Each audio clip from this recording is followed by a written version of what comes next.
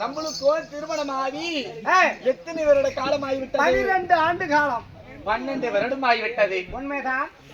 நம்மளுக்கோ 7 குழந்தையில 6 குழந்தை ஆண் குழந்தையும் ஒரு பெண் குழந்தையும் பிறந்திருக்கிறது. இன்று நாளிலே பேர் சூட்டு விழாவாகப்பட்டது வைக்க வேண்டும். இந்த விழா நடத்தி பேர் சூட்ட வேண்டும். ஆமா, ஆகட்டும். எல்லாம் வந்து கலந்துக்க வேண்டும். திருமணம் வச்சிடலாமா?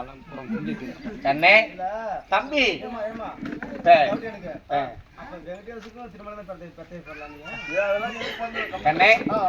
பேர் சூட்டு விழாக்கு 7 குழந்தை பிறந்திருக்கின்றது. அதுக்கு இந்த பேர் சூட்டு விழாக்கு எல்லாருமே வர வேண்டும், கலந்துக்க வேண்டும். ஆமா, முதல் மகனுக்கு என்ன பேர் வைக்கலாம்?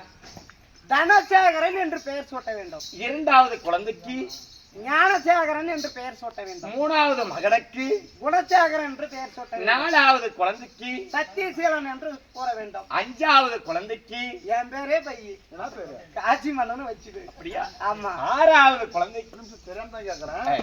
நீ அந்த எத்தனாவது பிள்ளை காசி மன்னன் வைக்க சொன்ன?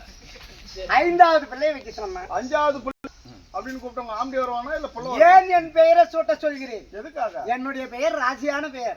அதனால் என்னுடைய பேர் எழுத்தாகப்பட்டது என்னுடைய பேராக இருக்கு.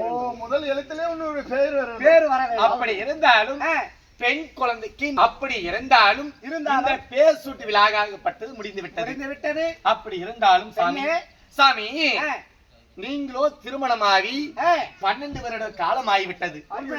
இந்த நாட்டுக்கு ஒரு அரசன் தமிழ்நாட்டுக்கு எப்படி ஒரு முதலமைச்சரோ அதை போல் அந்த 56 நாட்டுக்கு அரசன்.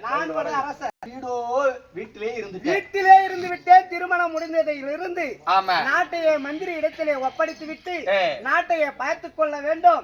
நான் மனைவியோடு சந்தோஷமாக இருக்கிறேன் என்ற அரண்மனையிலே அமர்ந்து விட்டேன். ஆமா அதனால இந்த நாட்டு மக்களை நீ பார்க்கவில்லை. நாட்டு மக்கள் எப்படி இருக்கின்றார்கள், சுகமாக்கிறாங்களா, நெல்லாக்கிறாங்களா, அப்படி என்று சொல்லி நாட்டு மக்களை கல்யாணம் ஆனதுல இருந்து நாட்டு மக்களை நீங்க பார்க்கவில்லை. நீ என்ன பண்றீங்கன்னா நாட்டு மக்கள் எப்படி இருக்கின்றார்கள் அப்படி என்று சொல்லி தேச விசாரணையாகப்பட்டது பண்ண வேண்டும். நீங்க ஆகட்டும்.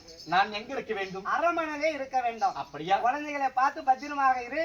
நான் நாட்டிலே தேச விசாரணை செய்து விட்டு பிறகு வருகிறேன். குழந்தை பூரா அருவாமனையில போட்டு வேலைக்காரன்